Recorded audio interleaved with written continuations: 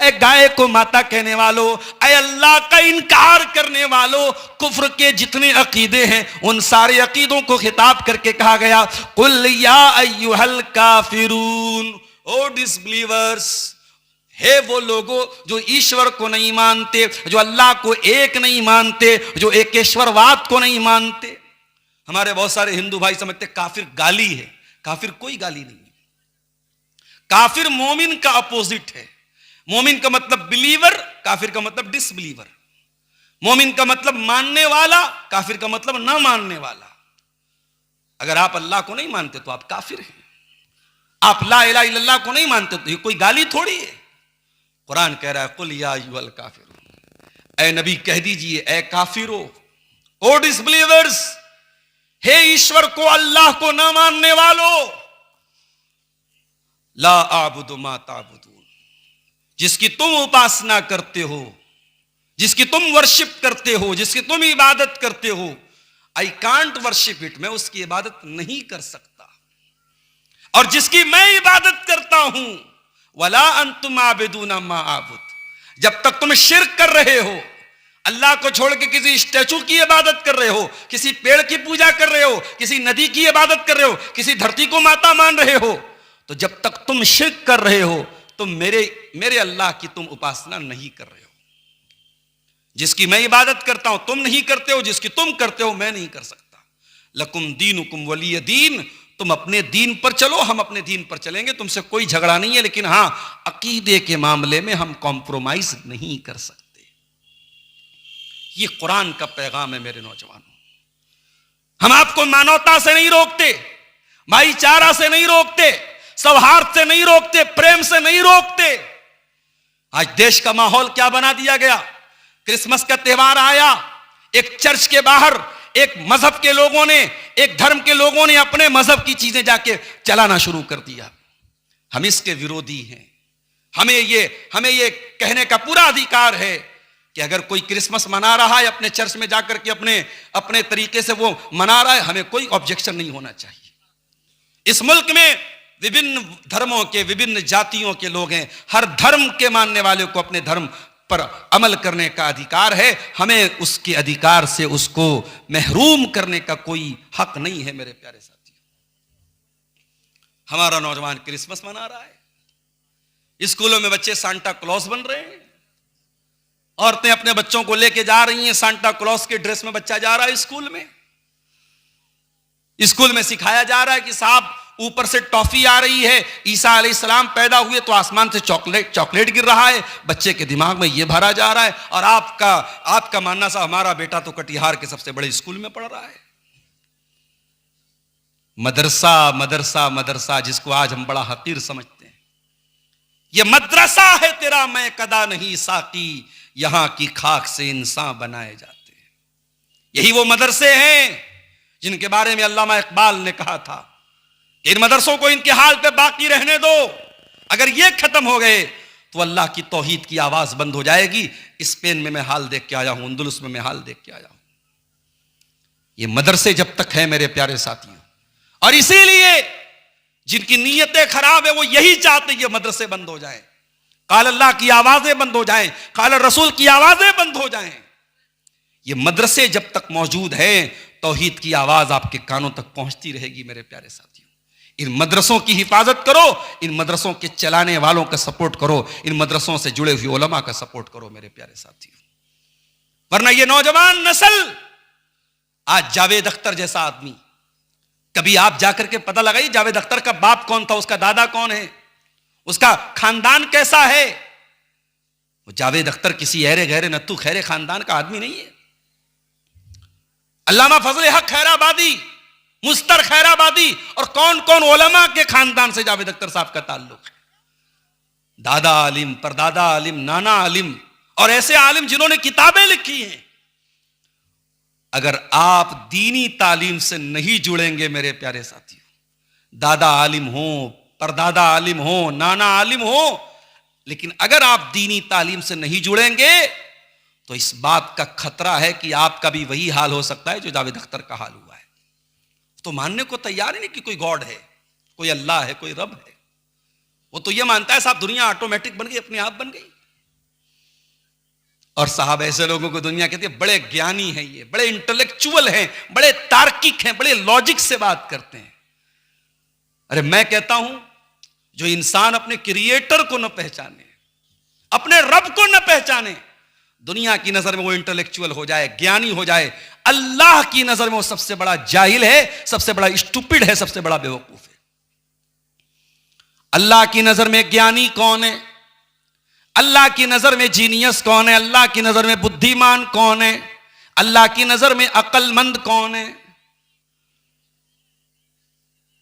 आइए कुरान से पूछते हैं, इन्न फी खल्क़िस समावाति वल अर्दी वख्तिलाफिल लैली वन नहारी लआयातिल लिउलिल अलबाब।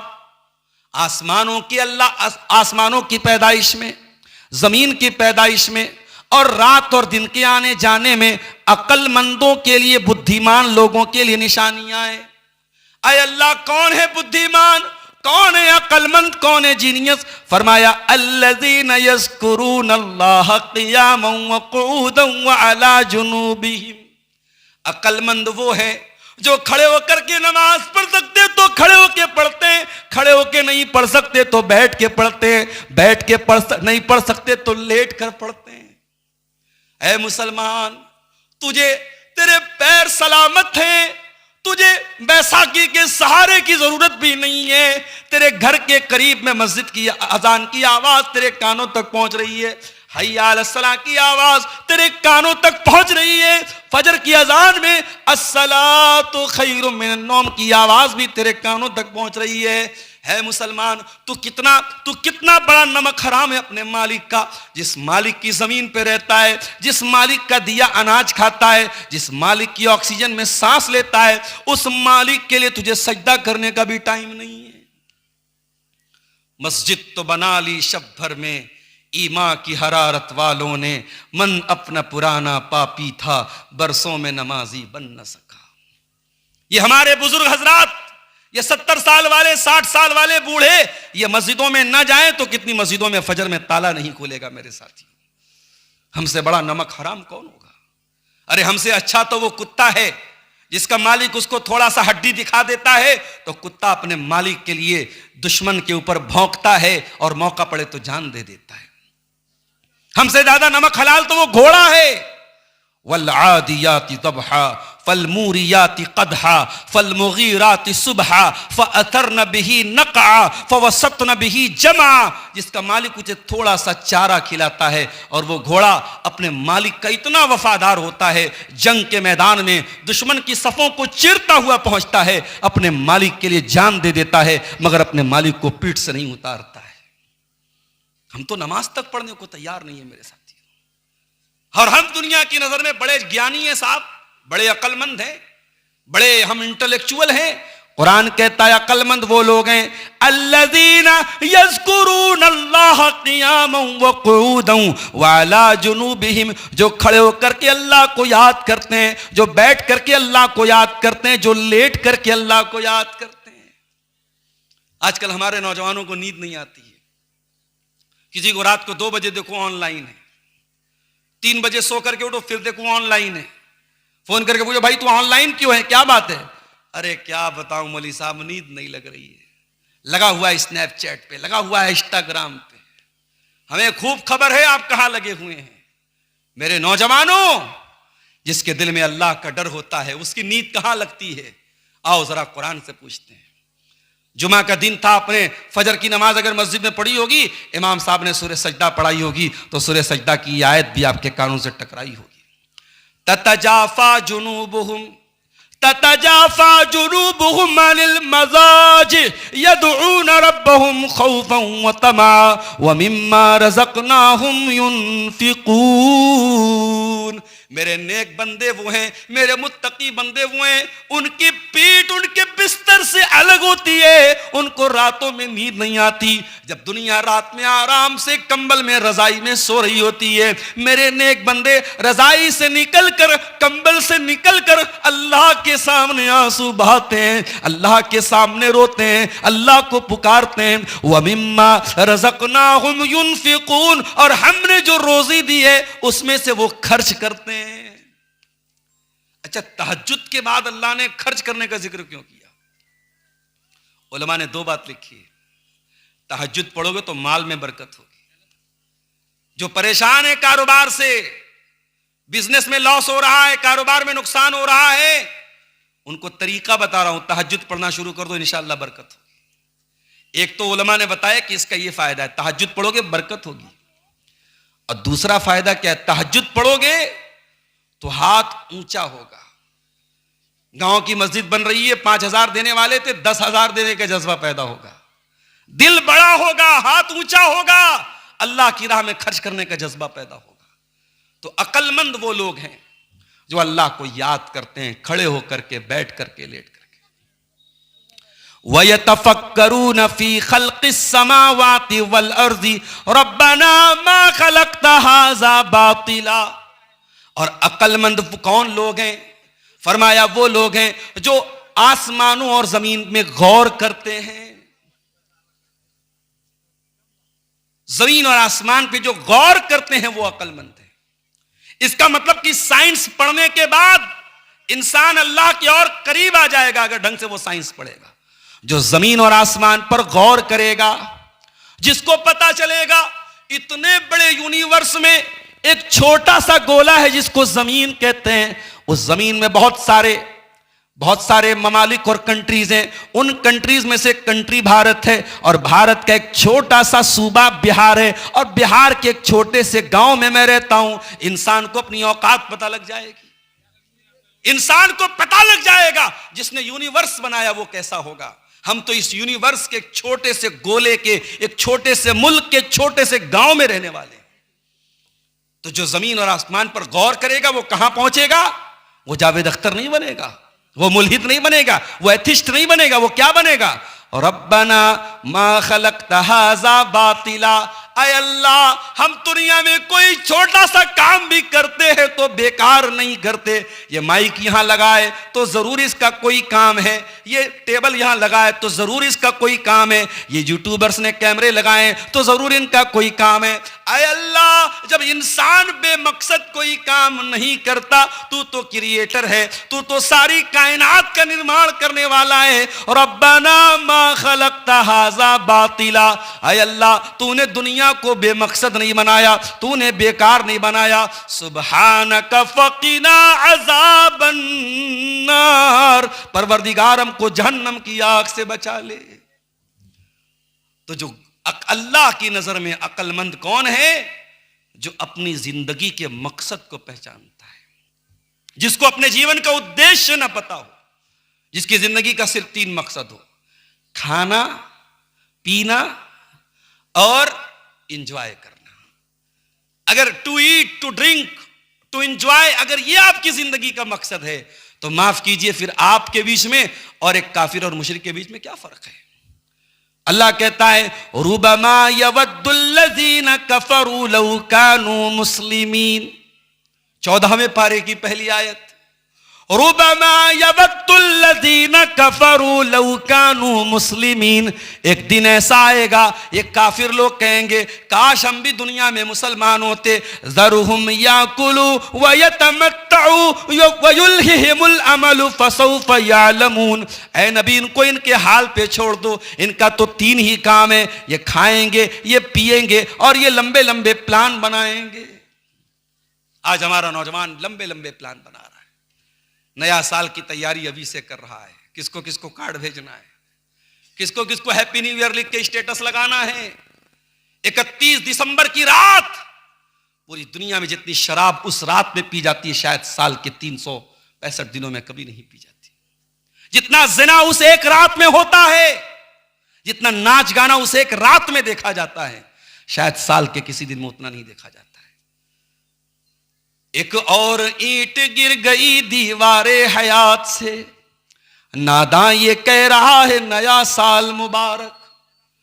अरे तू तो इतना नादान है, तुझको ये भी नहीं पता कि ये जश्न मनाने का मौका नहीं, ये तो सोचने का मौका है, ये तो रोने का मौका है, ये तो अफसोस करने का मौका है, ये तो अपने आप को जांचने का मौका है। आय अल्लाह, जिंदगी में 1 साल और कम हो गया, अपनी कब्र से 1 कदम और करीब हो गए, अपने अंजाम से 1 कदम और करीब हो गए। आय अल्लाह, कल तक 39 साल के थे, आज 40 साल के हो गए, कल तक 42 साल के थे, आज 43 साल के हो गए। आय अल्लाह, जिंदगी का 1 साल और कम हो गया। आय अल्लाह, इस मौके पर मुझे तो गौर करना चाहिए कि 1 साल में मैंने क्या खोया, क्या पाया, कौन सी कमी अपनी दूर की, कौन सी नई चीज मैंने हासिल की।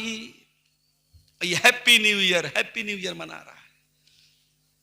एक नज्म बड़ी अच्छी थी नए साल पर, मूड बना है तो सुनाई देता हूं।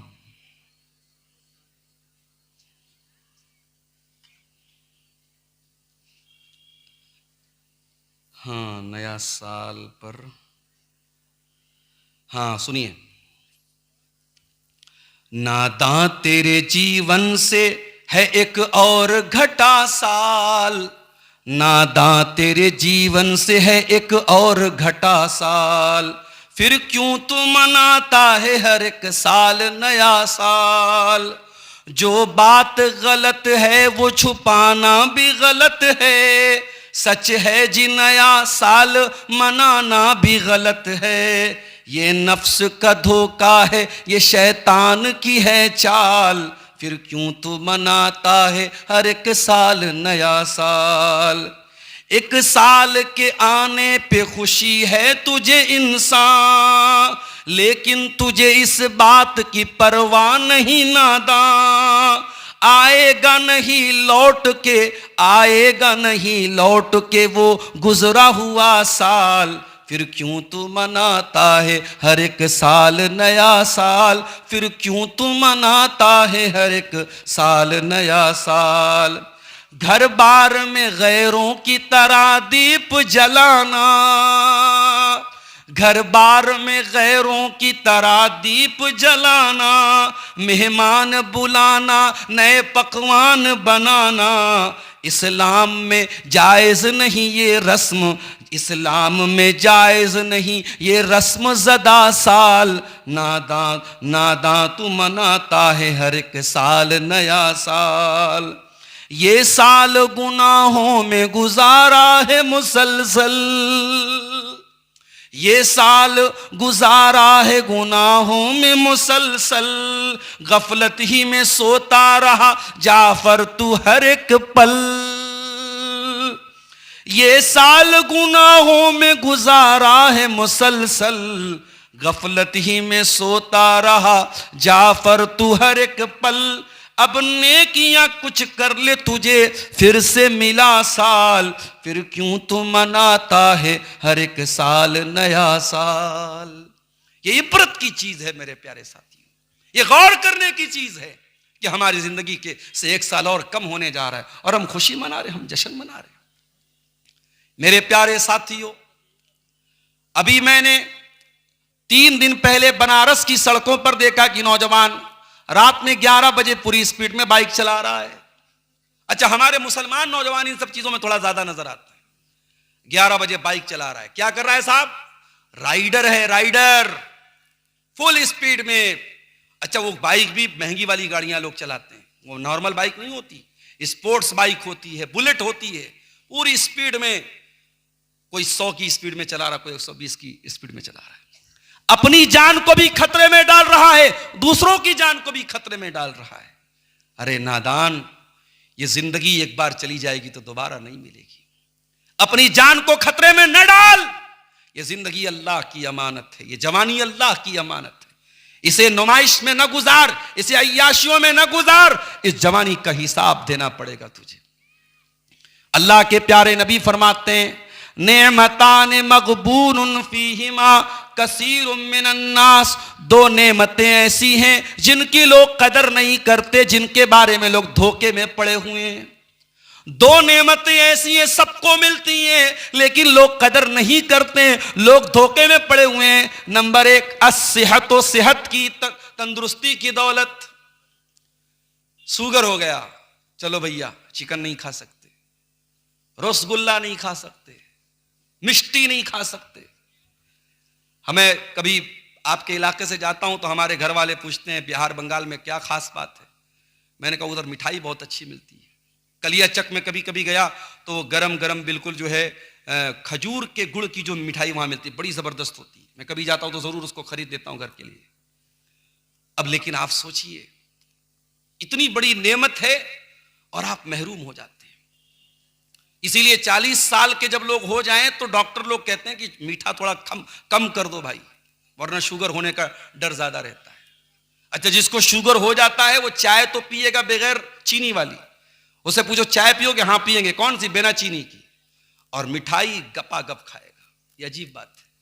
जिस चीज से इंसान को रोका जाता है उसकी मोहब्बत उसके दिल में पैदा हो जाती है। आज तंदुरुस्ती है, कल होगी कि नहीं होगी गारंटी नहीं। अरे आप अपनी जिंदगी पर गौर कीजिए।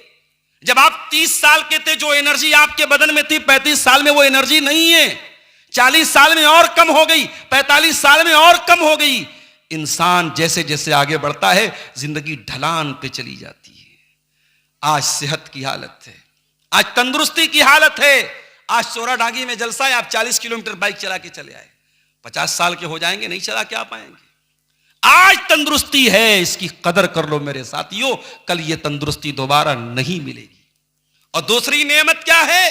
अल फराग, टाइम की नेमत है, समय की नेमत है। इंसान की सबसे बड़ी पूंजी उसका समय है और इसीलिए अल्लाह ने कुरान में समय की कसम खाई है। कहीं फरमाया वल फज्र, फजर की कसम, कहीं फरमाया वल अस्र, अस्र की कसम, जमाने की कसम, कहीं फरमाया वल लैल इज़ा यग़शा, रात की कसम, कहीं फरमाया वन नहार इज़ा तजल्ला, दिन की कसम, कहीं फरमाया वज़्ज़ुहा, चाश्त के वक्त की कसम। अल्लाह ने टाइम की कसम खाई है यह बताने के लिए कि समय बहुत कीमती है।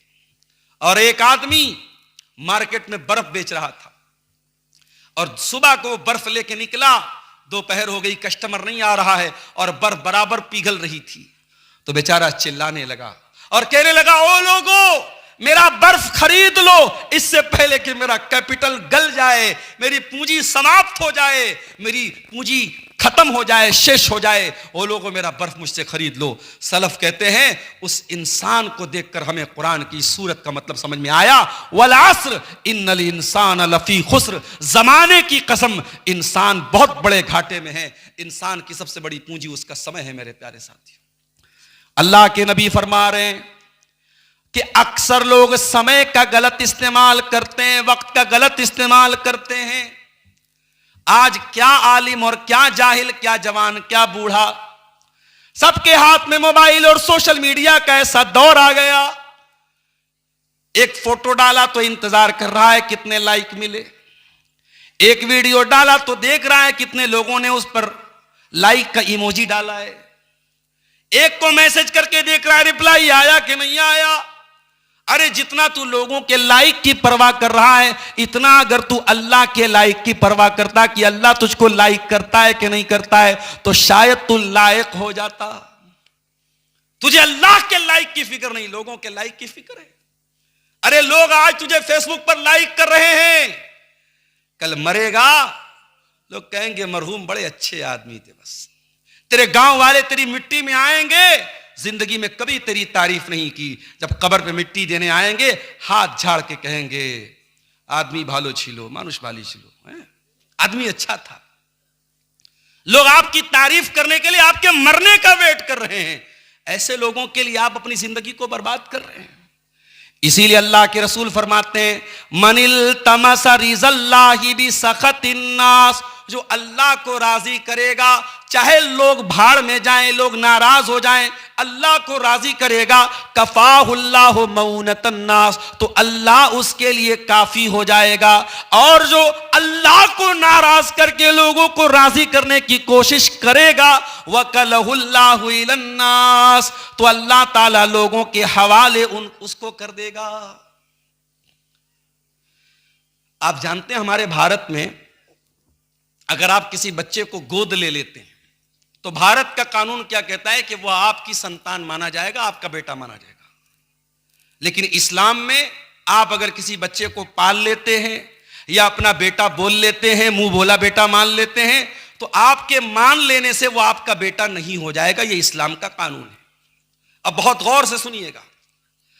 अल्लाह के नबी ने हजरत जैद को पाला, उनको मुंह बोला बेटा बना लिया। बेटे की तरह हजरत जैद अल्लाह के रसूल के घर में रहते थे। इतनी ज्यादा मोहब्बत अल्लाह के रसूल सल्लल्लाहु अलैहि वसल्लम हजरत जैद से करते थे कि हजरत जैद के बाप का लोग नाम नहीं लेते थे, बल्कि जैद इब्ने मोहम्मद कहते थे उनको। जैद की शादी होती है किससे? हजरत ज़ैनब बिन्त जहश से, जो अल्लाह के रसूल की फूफी की बेटी थी। जैद भी बहुत अच्छे खानदान के थे, लेकिन किसी जमाने में डाकुओं ने पकड़ करके गुलाम बना के बेच दिया था, तो मक्के में लोग इनको गुलाम समझते थे। जब अल्लाह के नबी ने जैद की शादी अपनी फूफी की बेटी से करा दी, तो यह रिश्ता ज्यादा दिन तक नहीं चल पाया। इसीलिए उलमा कहते हैं कि रिश्ता करो तो ऐसी जगह रिश्ता करो जहां आपका मिजाज तालमेल खा जाए। आप बहुत पैसे वाले हैं और आप बहुत गरीब फैमिली में शादी करेंगे, तालमेल थोड़ा मुश्किल हो जाएगा। आप गांव के हैं, शहर की लड़की लेके आ जाएंगे, तालमेल थोड़ा मुश्किल हो जाएगा। अपने माहौल में, अपने एटमॉस्फेयर में, अपने कल्चर में शादी करना बेहतर है अगर दीनदारी है तो, ताकि तालमेल खा जाए। क्योंकि रिश्ता जब होता है तो तालमेल का होना बहुत जरूरी है। जैद भी बहुत नेक इंसान है, ज़ैनब भी बहुत नेक औरत है, मगर तालमेल नहीं हो पा रहा था। अब हजरत जैद के दिल में ख्याल आया कि मैं तलाक दे दूं। हजरत जैद अल्लाह के नबी के पास आते हैं और कहते हैं अल्लाह के नबी मैं ज़ैनब के साथ नहीं रह सकता, मैं तलाक देना चाहता हूं। अल्लाह ताला की तरफ से यह बता दिया गया कि अल्लाह के रसूल, जैद अपनी बीवी को तलाक दे देंगे, और जब वो तलाक दे देंगे और ज़ैनब की इद्दत पूरी हो जाएगी तो ऐ मेरे रसूल आपको उस औरत से शादी करनी होगी, ताकि दुनिया से ये रस्म खत्म कर दी जाए कि अगर कोई मुंह बोला बेटा है तो वो सगा बेटा नहीं है। क्योंकि सगा बेटा होता तो सगे बेटे की बीवी तो बहू होती है, और बहू से ससुर की कभी शादी नहीं हो सकती। जैद की मुतल्लका बीवी से अल्लाह के रसूल का निकाह अल्लाह ताला ने करने का हुक्म दिया, ताकि इस रस्म को तोड़ दिया जाए, इस रिवाज को तोड़ दिया जाए। लेकिन अल्लाह के नबी को डर पैदा हुआ कि लोग क्या कहेंगे, लोग क्या कहेंगे। लोग तो डायरेक्ट यही बोलेंगे कि मोहम्मद रसूलुल्लाह ने अपनी बहू से शादी कर ली। अल्लाह के नबी के पास जैद आए। जैद ने कहा अल्लाह के नबी मैं तलाक देना चाहता हूं अपनी बीवी को। आपने फरमाया अमसिक अलैका ज़ौजक वत्तकिल्लाह। आपने कहा जैद अपनी बीवी को तलाक मत दे, उसको निकाह में बाकी रख। वतुख्फी फी नफ्सिका मल्लाहु मुब्दी। और ए नबी आपको पता था कि तलाक हो जाएगी और आपको शादी करनी होगी ज़ैनब से, लेकिन आप अपने दिल में इस बात को छुपा रहे थे। वह तख्शन्नास, और ए मेरे नबी आप लोगों से डर रहे थे। कभी जिंदगी में अल्लाह के नबी लोगों से नहीं डरे, इस मौके पर लोगों का एक डर आपके दिल में पैदा हुआ कि लोग क्या कहेंगे। अल्लाह ने फरमाया वल्लाहु अहक्कु अन तख्शा। ऐ मेरे नबी लोगों से मत डरिए, अल्लाह से डरिए। अल्लाह ज्यादा हकदार है कि अल्लाह से डरा जाए। लोगों की परवाह मत करो। जब मसला दीन का आ जाए, शरीयत का आ जाए, तो अल्लाह ने जो कहा है उस पर अमल करो, लोगों की परवाह मत करो। नबी ने शादी कर ली हजरत ज़ैनब से। अब साहब बातें बनने लगी। इसके पहले हजरत ज़ैनब के पहले अल्लाह के रसूल के निकाह में ऑलरेडी 4 बीवियां थी, ज़ैनब 5वीं बीवी थी। लोगों ने कहा साहब ये रसूल तो बड़े अजीब, यहूदियों ने कहा ये रसूल तो बड़े अजीब रसूल है, ये अपने मानने वालों के लिए इन्होंने अलग कानून बनाया, अपने लिए अलग कानून बनाया। ये तो साहब 4 के बाद 5वीं शादी कर रहे हैं। एक एतराज किया लोगों ने। फिर दूसरा एतराज किया कि चलो ठीक है ये रस्म बहुत गलत थी, तो इस रस्म को तोड़ना जरूरी था, तो रसूल ने ही क्यों तोड़ा, कोई और तोड़ देता। और फिर तीसरा सवाल कि नबी ने अपनी बहू की से शादी कर ली, अपने बेटे की बीवी से शादी कर ली। अल्लाह ने एक आयत में तीनों सवालों का जवाब दे दिया। कौन सी आयत? सूरे आज़ाब के अंदर आयत उतारी गई, मा काना मुहम्मदुन अबा अहदिम मिर रिजालिकुम ओ लोगों, मोहम्मद सल्लल्लाहु अलैहि वसल्लम किसी मर्द के बाप नहीं है, उनकी औलाद में कोई मर्द नहीं है, उनके तो सारे बच्चे बचपन में इंतकाल कर गए, उनके औलाद में कोई लड़का जो है नहीं है जो जवान हो करके मर्द बना हो। मोहम्मद सल्लल्लाहु अलैहि वसल्लम किसी मर्द के बाप नहीं है। आज हमारे यहां लोग कहते हैं साहब इसको लड़का नहीं हुआ, इसकी तो नस्ल नहीं चलेगी। अरे अगर किसी को सिर्फ लड़कियां हैं वो दिल छोटा ना करे, जिसके सिर्फ लड़के हैं वो बहुत खुश नहीं है। दुनिया में आपकी औलाद नेक होना चाहिए मेरे साथियों। अगर आपको सिर्फ अल्लाह ने बेटियां दी हैं, अपनी किस्मत में नाज कीजिए। नबियों को अल्लाह ने बेटियां दी हैं, नबियों को अल्लाह ने बेटियों का बाप बनाया है। हमारे आखिरी नबी 4 बेटियों के बाप थे। तो बेटी अगर है तो दिल मत छोटा करो मेरे भाई। बेटा है तो बहुत अच्छी बात है, बेटा नहीं है कोई बात नहीं, इसमें कोई खराबी की बात नहीं, कोई कमी की बात नहीं। फरमाया मा काना मुहम्मदुन अबा अहदिम मिन रिजालिकुम, मोहम्मद सल्लल्लाहु अलैहि वसल्लम किसी मर्द के बाप नहीं है। वलाकिर रसूल अल्लाह, बल्कि वो अल्लाह के रसूल हैं। जब वो अल्लाह के रसूल हैं तो कान खोल के सुन लो, तुम्हारे लिए जो नियम बनाया गया कि 4 से ज्यादा तुम शादी नहीं कर सकते, मोहम्मद रसूलुल्लाह अल्लाह के रसूल हैं। अल्लाह ताला उनको इस नियम से छूट भी दे सकता है, तुम्हें इस पर कोई एतराज का अधिकार नहीं है। वलाकिर रसूल अल्लाह, वो अल्लाह के रसूल हैं। व खातमन नबिय्यीन, और वो आखिरी नबी हैं। उनके ऊपर सारे दीन को मुकम्मल कर दिया गया है, उनको आखिरी नबी बना के भेजा गया है। अगर वो रस्म व रिवाज को नहीं तोड़ेंगे तो कौन तोड़ेगा? मेरे प्यारे साथियों, नबी ने जब लोगों की परवाह नहीं की तो तुम लोगों की परवाह क्यों करते हो? अपनी जिंदगी को अल्लाह और उसके रसूल के तरीके पर गुजारो। लोग क्या कहते हैं इसके चक्कर में मत पड़ो। लोग आपकी तारीफ करने के लिए आपके मरने का इंतजार करते हैं। और ये दुनिया, ये बड़ी जालिम दुनिया है मेरे साथियों। आज जुमा का दिन था, सूरे आला की तिलावत आपने जुमा की नमाज में सुनी होगी। सूरे आला की आयत भी आपके कानों से टकराई होगी। बल तू सेरूनल हयात दुनिया वल आखिरतु खैरुन व अबका। मेरे बंदो, तुम दुनिया की जिंदगी को सब कुछ समझते हो, जबकि आखिरत की जिंदगी ज्यादा बेहतर और ज्यादा बाकी रहने वाली है। ना दुनिया की दौलत हमेशा रहने वाली है, ना दुनिया की औरत तुम्हारे हमेशा काम देने वाली है, न दुनिया की तंदुरुस्ती हमेशा रहने वाली है, न दुनिया का माल हमेशा तुम्हारे काम आने वाला है, न दुनिया की जमीन और जायदाद हमेशा तुम्हारे काम आने वाली है। जैसे ही इंतकाल हो जाएगा, दिल की धड़कन बंद हो जाएगी, सारी जमीन जायदाद तुम्हारे वारिसों की हो जाएगी, औलाद की हो जाएगी, बीवी की हो जाएगी। तुम तो खाली हाथ दुनिया से जाओगे। 2 गज जमीन में तुमको दफनाया जाएगा, तुमको कफन के सफेद कपड़े में कफनाया जाएगा, और उस कफन में कोई पॉकेट भी नहीं होगा, कोई नोटों की गड्डी लेके नहीं जाओगे, कोई करेंसी लेके नहीं जाओगे, कोई चेकबुक लेके नहीं जाओगे, खाली हाथ दुनिया से जाओगे। एक साहब ने एक दिन मसला पूछा, मुली साहब घर में अब्बा का इंतकाल हो गया है, और इंतकाल के बाद जब मैयत को नहलाना होता है तो मैयत के बॉडी पर जो कपड़ा होता है शरीर पर, वो तो उतार नहीं सकते, तो उसको कैंची से काट देते हैं। तो कहा कि मौलवी साहब उस कपड़े का क्या करें? मैंने कहा भाई वो कपड़ा अब तो इस्तेमाल के लायक तो नहीं है, काटा जा चुका है उसको, तो उस कपड़े को आप कहीं फेंक दीजिए, डिस्ट्रॉय कर दीजिए, नष्ट कर दीजिए। उस कपड़े से कोई तबर्रुक हासिल थोड़ी करना है, और वो कपड़ा कोई मनहूस कपड़ा भी नहीं है। आप चाहें तो उसको रख लें अगर कोई काम की चीज, वरना फेंक दीजिए, कोई मसला ही नहीं है उसका। लेकिन आप सोचो मेरे प्यारे साथियों, आज हमारी औरतें बड़े शौक से अपनी सहेलियों को बताती, अपनी देवरानी जेठानी अपनी देवरानी को बताती है, देख मेरे पास इतनी साड़ी है, इतने सूट हैं, इतना जो है मेरे पास फला कपड़ा है। हाय हाय हाय। और इंसान मरता है तो इतना मजबूर है कि उसकी बॉडी से कपड़ा कैंची से काट के उतारा जा रहा है। ऐ इंसान, तू सिर्फ अपनी मौत पर गौर कर तो शायद तू दुनिया से दिल लगाना छोड़ देगा। दुनिया में आप नहाने जाते हैं, जाड़े का मौसम आया, गीजर लगा दिया है।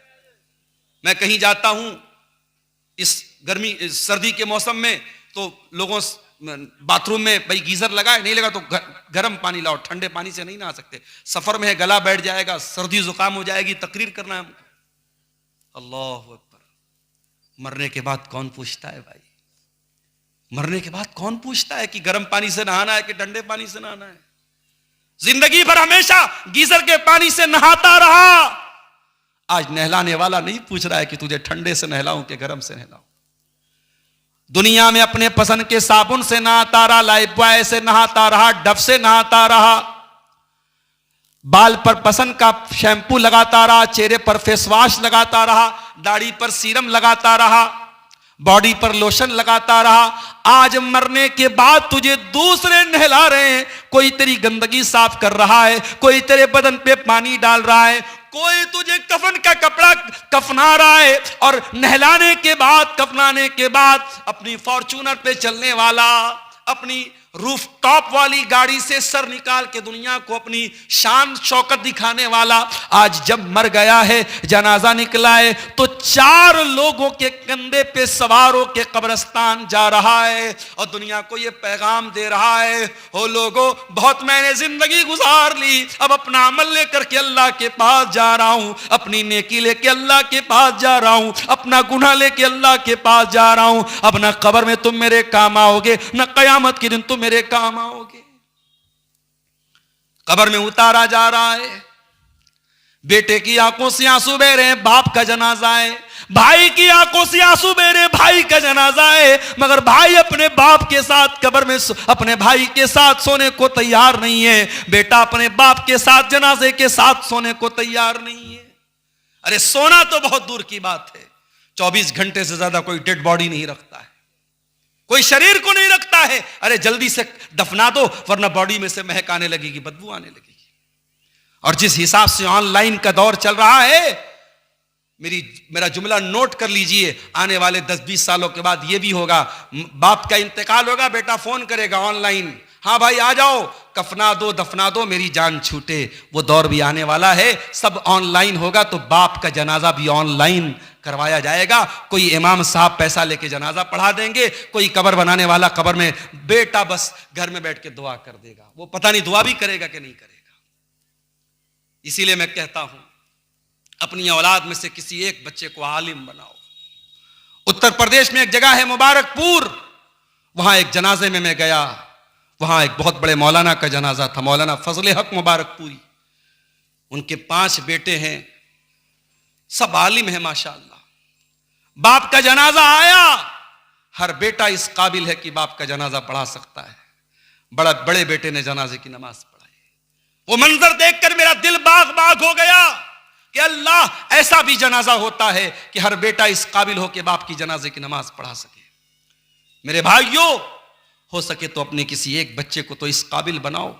इंजीनियर तो बहुत से बन जाएंगे, डॉक्टर तो बहुत से बन जाएंगे, लॉयर तो बहुत से बन जाएंगे, एक बेटा तो ऐसा बनाओ कि जब तुम्हारा इंतकाल हो तो बेटा खड़ा होकर के आपकी जनाजे की नमाज तो पढ़ सके।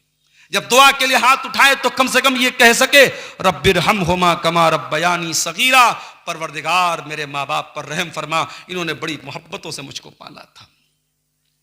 मेरे प्यारे साथियों, मरने वाला कब्र में चला गया, मट्टी देने वाले घर जा चले गए, 2 फरिश्ते आते उसके पास, एक का नाम मुनकर और एक का नाम नकीर है। वो दोनों फरिश्ते मैयत को के अंदर दोबारा रूह डालते हैं और मैयत को बिठाते हैं और 3 सवाल करते हैं। मन रब्बू का, तेरा रब कौन है? मन नबियों का, तेरे नबी कौन है? मां दीनों का, तेरा दीन क्या है? ये 3 सवाल कब्र में हर मुर्दे से पूछा जाएगा। अब अगर बंदा मोमिन होगा और पक्का तौहीद वाला होगा, सही अमल करने वाला होगा, वो कहेगा मेरा रब अल्लाह है, मेरा दीन इस्लाम है और मेरे नबी मोहम्मद सल्लल्लाहु अलैहि वसल्लम है। फरिश्ता पूछेगा तुझे इन 3 सवालों का जवाब कैसे पता चला? बंदा कहेगा क़राअतु किताब अल्लाह फ़आमनतु बिही वसद्दक़तु बिही, मैंने अल्लाह की किताब को पढ़ा था, मैंने कुरान को पढ़ा था। I have knowledge of the Quran, मेरे पास कुरान का इल्म था। पता ये चला साइंस कब्र में काम नहीं आएगी, मैथमेटिक्स कब्र में काम नहीं आएगी, ज्योग्राफिया की किताबें कब्र में काम नहीं आएंगी, विज्ञान की किताबें कब्र में काम नहीं आएंगी। कब्र में अगर काम आएगा तो कुरान और हदीस का इल्म काम आएगा, जिसको हम और आप हकीर समझते हैं। ये कुरान और हदीस का इल्म हकीर मत समझो मेरे साथियों, ये कब्र में भी आपके काम आएगा और कयामत के दिन मैदान महशर में भी काम आएगा। और मेरा जुमला नोट कर लो, अपने बच्चों को दीन सिखाओ मेरे साथियों।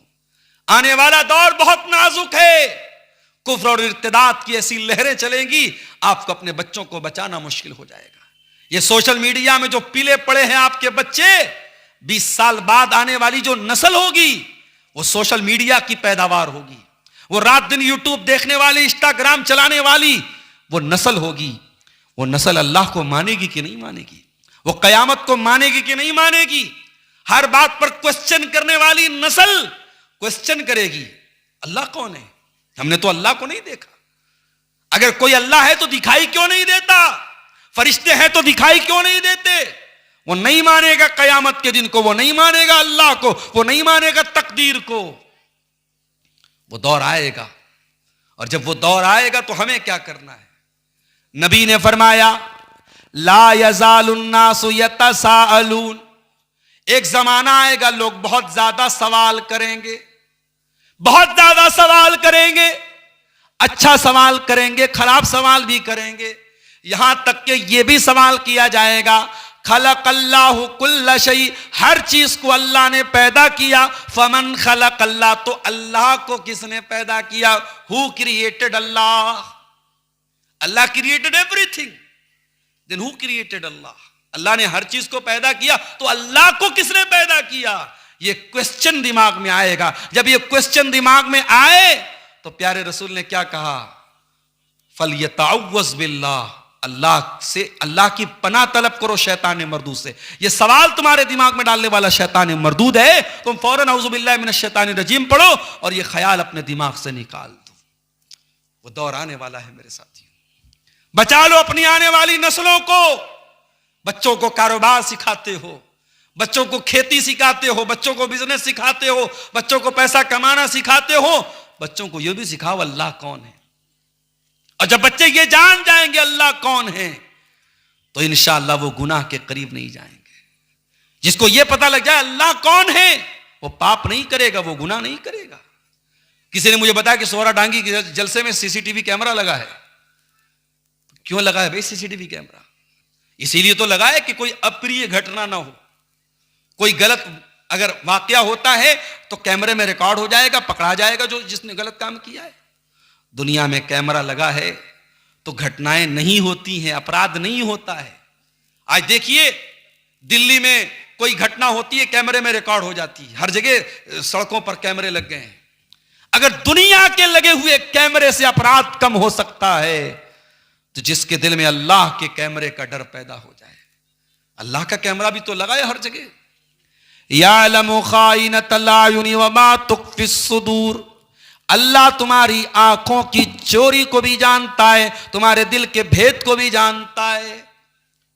इन्नहु अलीमुम बिज़ातिस सुदूर, वो तुम्हारे सीनों में छुपे हुए भेद को भी जानता है। अलम यालम बि अन्नल्लाह यरा, इंसान क्या तू नहीं जानता अल्लाह सब देख रहा है। मा यल्फिज़ु मिन कौलिन इल्ला लदैहि रकीबुन अतीद, तेरे जबान से जो लफ्ज निकलता है एक फरिश्ता सब रिकॉर्ड कर रहा है। व इन्ना अलैकुम लहाफिज़ीन किरामन कातिबीन यालमून मा तफ़अलून, ओ लोगो हमने तुम्हारी एक्टिविटीज को रिकॉर्ड करने के लिए किरामन कातिबीन को मुकर्रर कर दिया है, जो तुम्हारी एक एक एक्टिविटी को लिख रहे हैं। फरिश्ते सब रिकॉर्ड कर रहे हैं मेरे साथी। अल्लाह का कैमरा, उसका डर जब आपके बच्चे के अंदर पैदा होगा वो ऑटोमेटिक गुनाहों से बचेगा। इसीलिए हजरत लुकमान अपने बच्चे से कहते हैं, या बुनैया इन्नहा इन तकु मिस्काल हब्बतिन मिन खरदलिन फतकुन फी सखरतिन औ फिस समावाति औ फिल अर्दि याति बिहल्लाह, ऐ मेरे बच्चे एक राई के दाने के बराबर भी कोई चीज होगी, आसमानों में कहीं होगी, जमीन में कहीं होगी, किसी चट्टान के अंदर होगी, अल्लाह उसको सामने ले आएगा। अल्लाह से कैसे बच पाओगे मेरे प्यारे साथी?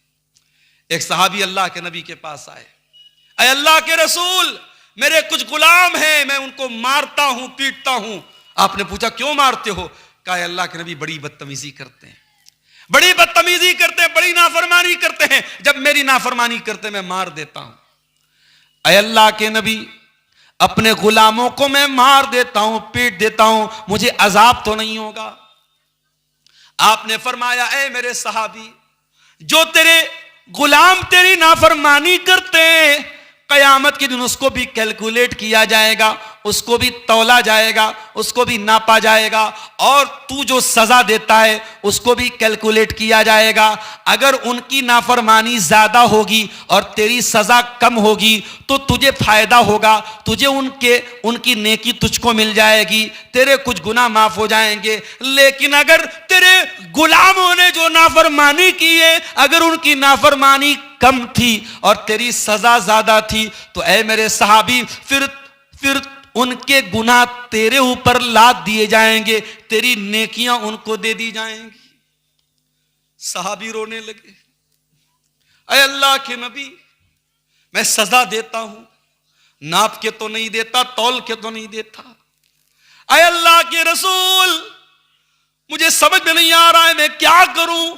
वो गुलाम है, वो गलती करते, नाफरमानी करते, मैं सजा दे देता हूं, और आप इतनी खतरनाक बात कर रहे हैं, इतना बड़ा रिस्क मैं कैसे ले सकता हूं। साहबी दहाड़े मार मार के रोने लगे और कहने लगे, अरे अल्लाह के नबी, मैं आपको गवाह बना के कहता हूं, मैं उनको आजाद कर रहा हूं, मैं इतना बड़ा रिस्क नहीं ले सकता, मैं इतना बड़ा खतरा नहीं ले सकता। अरे अल्लाह के नबी, मेरे पास कोई चारा नहीं, मैं उनको आजाद करता हूं। आपने फरमाया, ऐ मेरे सहाबी, क्या तूने कुरान की ये आयत नहीं पढ़ी, वनज़उल मवाज़ीनल क़िस्त लियौमिल क़ियामा, हम क़यामत के दिन इंसाफ का तराजू रखेंगे, फला तुज़लमु नफ्सुन शैया, और क़यामत के दिन किसी के साथ कोई जुल्म नहीं होगा। व इन काना मिस्काला हब्बतिन मिन खरदलिन अतैना बिहा, एक राई के दाने के बराबर भी कोई चीज होगी तो सामने आ जाएगी। मेरे नौजवानों, वो चीज आपके अंदर तभी पैदा होगी जब आप अल्लाह को जानेंगे। और इसीलिए कुरान कहता है, इन्नमा यख्शल्लाह मिन इबादिहिल उलमा, अल्लाह से हकीकत में वो डरते हैं जो उलमा होते हैं। उलमा का मतलब सिर्फ वही लोग नहीं जिनके पास मदरसों की डिग्री हो, आप भी उलमा में शुमार हो सकते हैं। दुनिया आपको आलिम न माने, लेकिन अगर आप अल्लाह को जानेंगे, अल्लाह की सिफात के बारे में जानेंगे, तो जितना आप अल्लाह को जानेंगे उतना आपके दिल में अल्लाह का डर पैदा होगा। इन्नमा यख्शल्लाह मिन इबादिहिल उलमा, अल्लाह से उसके बंदों में हकीकत में अल्लाह को जानने वाले डरते हैं। सवालात व जवाबात का सिलसिला भी कुछ शायद आएगा। इस गांव में आज जब मैं आया तो आते ही एक सवाल मेरे सामने आया, जिस मस्जिद की तामीर का मामला है उसी मस्जिद से मुताल्लिक एक सवाल आया, बड़ा अहम सवाल है, इसको गौर से सुनिएगा। मस्जिद की जमीन जिन लोगों ने वक्फ की है, दान की है, उनके आबा व अजदाद में से किसी की कब्र भी है वहां पे, और वो जो कब्र है वो मस्जिद की बाउंड्री के अंदर है। तो अब मुझसे भाइयों ने पूछा कि मौलाना उस कब्र का क्या किया जाए। शरीयत का मसला क्या है, बहुत क्लियर तरीके से सुन लीजिए। शरीयत का मसला यह है कि ना तो कब्र के ऊपर मस्जिद बनाई जा सकती है, ना मस्जिद में कब्र बनाई जा सकती है। और किसी मस्जिद में अगर कब्र हो तो उस मस्जिद में नमाज पढ़ना जायज नहीं है, और तमाम अहले हदीस उलमा का इस बात पर इत्तेफाक है, क्योंकि कुरान और हदीस के दलाइल उसके ऊपर मौजूद है। अब सवाल यह पैदा होता है कि अगर कोई कब्र है, तो अगर वो मस्जिद से सटी हुई कब्र है, तो हम ये देखेंगे कि वो मस्जिद की हुदूद में है कि नहीं है। अगर वो मस्जिद की बाउंड्री के अंदर है तो फिर वो मस्जिद के अंदर मानी जाएगी, और फिर उस कब्र का मस्जिद में रखना ये मुनासिब बात नहीं है। तो अब अगर कोई मस्जिद का निर्माण करना है, बनाना है, और वहां पे कब्र है तो क्या किया जाए। तो उलमा ने लिखा कि दो तरीका है। अगर वो कब्र अभी ताजी ताजी है तो कब्र में जाहिर है कि अभी लाश बाकी होगी, उस लाश को इज्जत और एहतराम के साथ निकाल के कहीं और ट्रांसफर कर दिया जाए। और दूसरा रास्ता ये, अगर कब्र बहुत पुरानी है और जब पुरानी कब्र हो जाती है तो जाहिर है कि इंसान का शरीर मिट्टी में गल जाता है, शायद कुछ हड्डियां बचें वरना वो भी नहीं बचती, बहुत जमाना गुजर जाए। तो उलमा ने कहा कि ऐसी सूरत में हम क्या करेंगे कि कब्र की जाहिरी शक्ल को हम खत्म करके जमीन के बराबर उसको फ्लैट कर देंगे। जैसा कि अल्लाह के नबी ने जब मस्जिद नबवी की जब जमीन खरीदी थी तो वहां मुशरिकीन की कुछ कब्रें थी, तो अल्लाह के नबी ने उनकी हड्डियां वगैरह निकाल के उसको प्लेन कर दिया, फ्लैट कर दिया। अब लेकिन यहां मसला यह है कि जाहिर है कि वो मुसलमान की कब्र है और जिन लोगों ने मस्जिद दान किए उन्हीं की क्या आबा अजदाद में से किसी की कब्र है। तो उस कब्र के बारे में मुझे जो बात ज्यादा मजबूत समझ में आ रही है, सही समझ में आ रही है, बाकी मैंने यहां के जिम्मेदारों से कहा कि आप यहां के जो इलाकाई उलमा हैं, चूंकि ये एक सीरियस मसला है और मस्जिद बन जाएगी तो फिर कंट्रोल करना मुश्किल हो जाएगा। और मैं बंगाल की कई मस्जिदों को जानता हूं, यूपी की कई मस्जिदों को जानता हूं जहां यही गलती की गई और कब्र थी मस्जिद में और उसको छोड़ दिया गया और वहां कब्र पे जो है वैसी मस्जिद बना ली गई। और बहुत सारे गांवों में वहां कुछ लोग नमाज पढ़ते हैं, कुछ लोग नहीं पढ़ते हैं, आपस में इख्तिलाफ होता है। वो सिचुएशन आपके यहाँ न पैदा होने पाए, इसलिए मुझको जो मुनासिब लगता है कि आप जब मस्जिद का नौ निर्माण कर रहे हैं, मस्जिद की तामीर नौ कर रहे हैं, तो कोशिश ये कीजिए कि आप उस कब्र को छोड़ करके आप मस्जिद की बाउंड्री खड़ी कीजिए। उसमें अगर कुछ जमीन चली जाती है तो चली जाए, आप उसका लालच मत कीजिए, लेकिन उसको मस्जिद की बाउंड्री के बाहर कर दीजिए ताकि आप इस रिस्क से बाहर आ जाएं। क्योंकि अगर मस्जिद की बाउंड्री के अंदर है, मस्जिद के गेट में आप दाखिल और अंदर वो कब्र है, तो फिर ये चीज मुनासिब नहीं है। अगर किबला की तरफ है तब तो बहुत खतरनाक बात है। अगर जैसा कि यहां मुझे लोगों ने बताया कि वो पूरब साइड में है, किबला के अपोजिट साइड में है, तो भी वो गलत है क्योंकि वो मस्जिद के प्रेमिसेस के अंदर है, मस्जिद की बाउंड्री के अंदर है, इसलिए उसका मस्जिद में होना ठीक नहीं है। वल्लाहु आलम बिस्सवाब। आप इस सिलसिले में अपने इलाकाई उलमा से तहकीक जरूर कर लें। मेरे प्यारे साथियों, मैं अर्ज ये कर रहा था कि आज हमारा जो नौजवान है वो गाफिल पड़ा हुआ है, कभी क्रिसमस मना रहा है, कभी नया साल मना रहा है। और जो तकरीर के शुरू में मैंने जो आयत पढ़ी थी, कुरान के 17वें पारे की पहली आयत, वो आयत हमें एक मैसेज दे रही है, इक़्तरब लिन्नास हिसाबहुम वहुम फी गफलतिन मोरिजून, के लोगों के हिसाब का टाइम करीब आ चुका है लेकिन लोग फिर भी गफलत में पड़े हुए हैं। जब परीक्षा का टाइम आता है तो बहुत बेवकूफ किस्म का स्टूडेंट जो पढ़ाई में कभी ध्यान नहीं लगाता है, वो भी बैठ करके पढ़ाई करता है, मेहनत करता है। जिसको पास होना है, जिसको ये पता है अगर मैं फेल हो जाऊंगा तो मेरी जिंदगी बर्बाद हो जाएगी, वो मेहनत करता है। मेरे भाइयों, हमारे हिसाब का टाइम करीब आ चुका है। मौत कभी भी आ सकती है। वजाअत सकरतुल मौत बिल हक़्क़ि ज़ालिका मा कुन्त मिन्हु तहीद। मौत आएगी और जिस दिन मौत को आना होगा, हम 1 मिनट पहले मर नहीं सकते, 1 मिनट बाद में नहीं मर सकते। दुनिया ने बहुत तरक्की कर ली लेकिन मौत का इलाज अभी तक तलाश नहीं किया जा सका। युद्रिकुमुल मौत वलौ कुन्तुम फी बुरूजिम मुशय्यदा, तुम शीशा पिलाए हुए दीवारों के अंदर कैद हो जाओ तब भी मौत तुमको आकर के रहेगी। मेरे प्यारे साथियों, इसके पहले कि मौत आए हम उस हिसाब की तैयारी कर लें। ये 2-3 सवालात आए हैं जिसको जवाब देख लेते हैं। ग्रुप लोन का यहां ज्यादा चर्चा है, क्या होता है ग्रुप लोन में? शेख तौहीद साहब कुछ बताइए आप।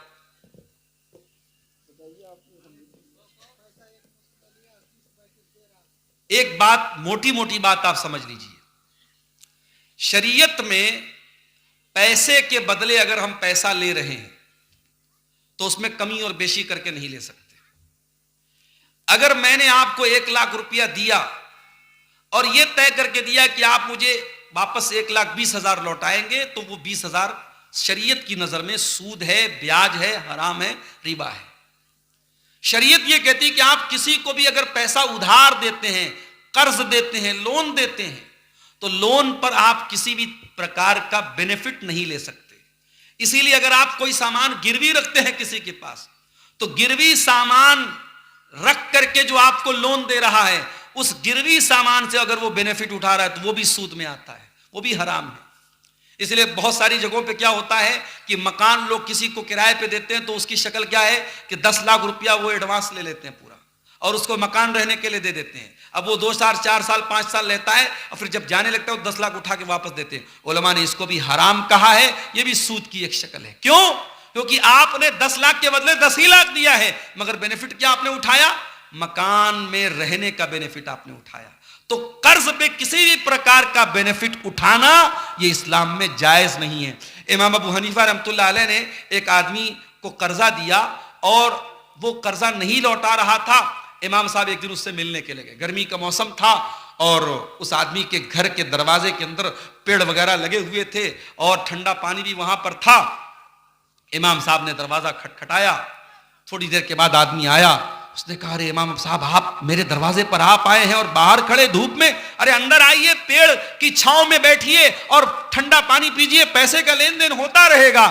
इमाम साहब ने कहा, माफ करना, तुमसे मेरा जो संबंध और ताल्लुक था वो अपनी जगह है, इस वक्त मैं तुमसे कर्जा लेने आया हूं और शरीयत ये कहती है कि कर्जे पर किसी प्रकार का मुनाफा नहीं ले सकते, मैं तुमसे कर्जा लेने आया हूं। अगर मैं तुम्हारे घर के पेड़ की छांव में बैठता हूं और तुम्हारे घर का ठंडा पानी पीता हूं तो ये भी मुझे डर है कहीं सूद में शामिल ना हो जाए। मेरे प्यारे साथियों, ये इस्लाम का कानून है और आज बड़े धड़ल्ले से, और मुझे अफसोस होता है बिहार और झारखंड में बहुत छोटी छोटी रकम, जबकि लोग चाहें तो आपस में कोई ऐसी कमेटी बना सकते हैं जो बगैर इंटरेस्ट के लोगों को कर्जा दे, कोई गारंटी ले ले, कोई चीज ले ले, बगैर इंटरेस्ट के कर्जा दे। आज 10-10 हजार का अमाउंट मुसलमान अपने मुसलमान भाई को सूद पर दे रहा है, मुसलमान से सूद कमा रहा है।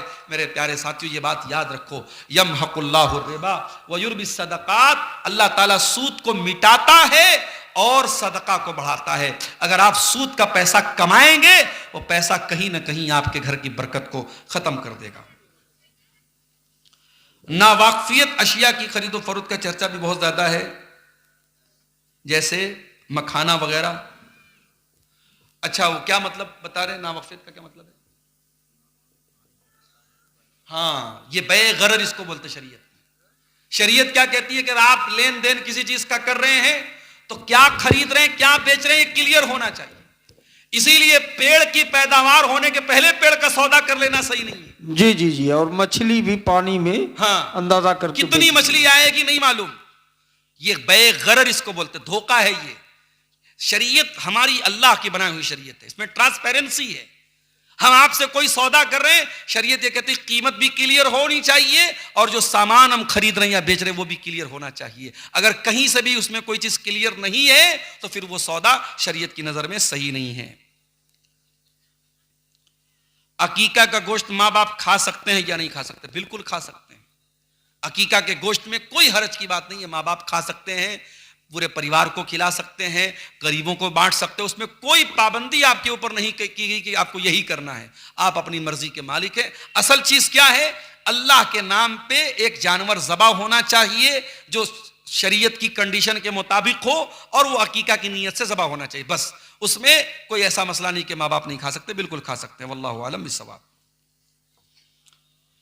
मैयत का ऐलान मस्जिद के माइक से करना कैसा है? आज के खुतबे में किसी आलिम ने कहा कि बिदअत और इस मसले को लेकर गांव में बहुत हलचल है। देखिए, हदीस में मैयत का ऐलान दौरे जाहिलियत के तरीके से जो होता था उसको अल्लाह के नबी ने मना किया है।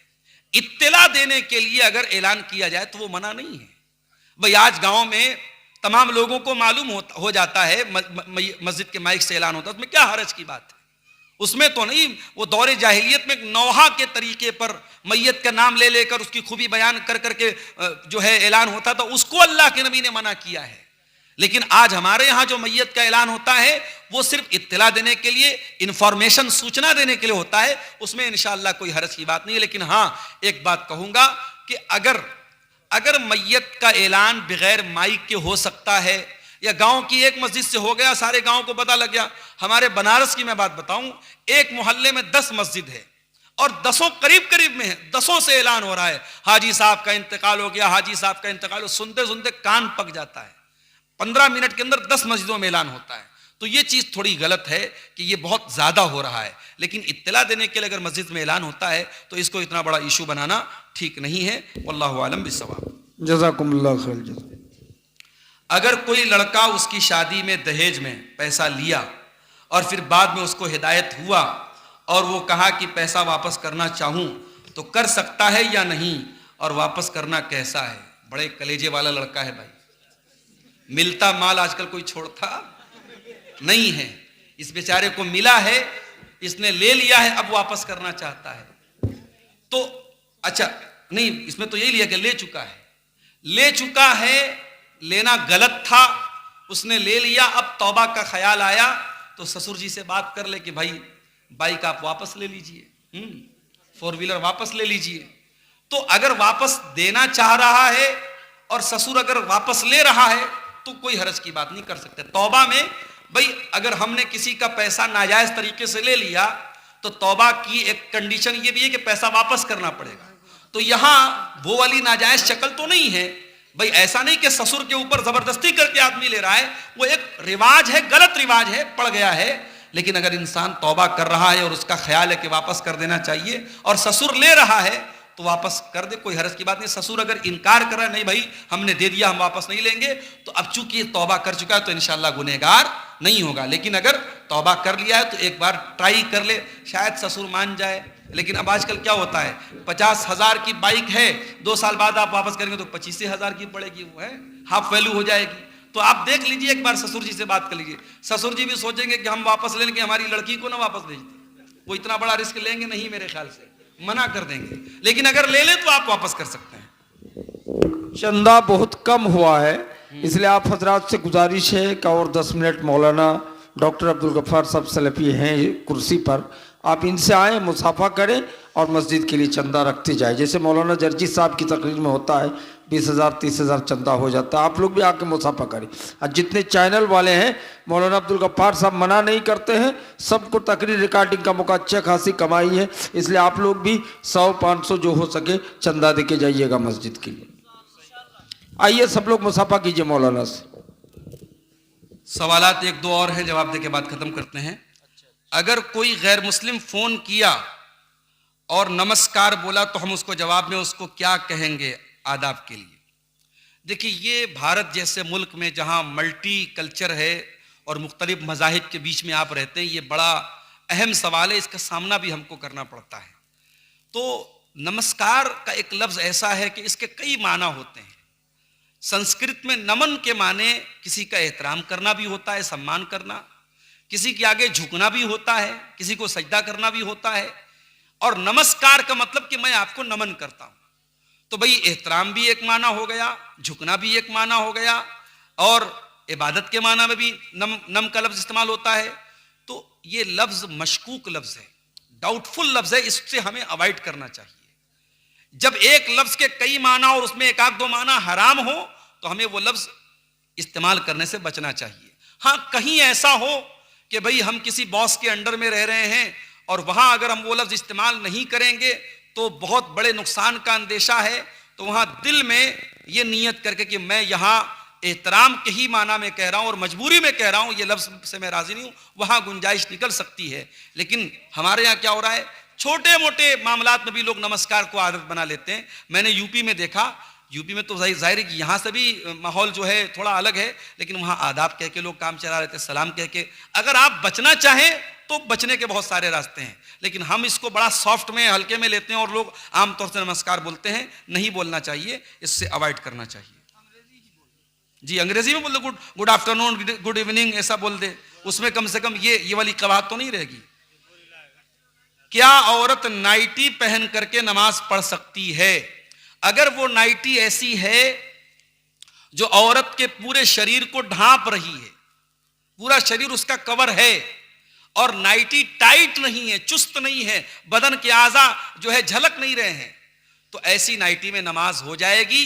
नाइटी अपने आप में कोई जो है गलत लिबास नहीं है, एक आराम के लिए उसको रात में पहनने के लिए एक ड्रेस बनाया गया है। लेकिन बहुत सारी नाइटी ऐसी आती है जो है बड़ी ट्रांसपेरेंट होती है, टाइट होती है, तो जाहिर है कि ऐसी नाइटी में औरत का नमाज पढ़ना जायज़ नहीं है। ऐसी साड़ी में भी नमाज पढ़ना जायज़ नहीं है, ऐसे जो है सूट में भी नमाज पढ़ना जायज़ नहीं है। तो लिबास जो भी औरत पहने वो उसके लिए सातिर हो, पूरे बदन को।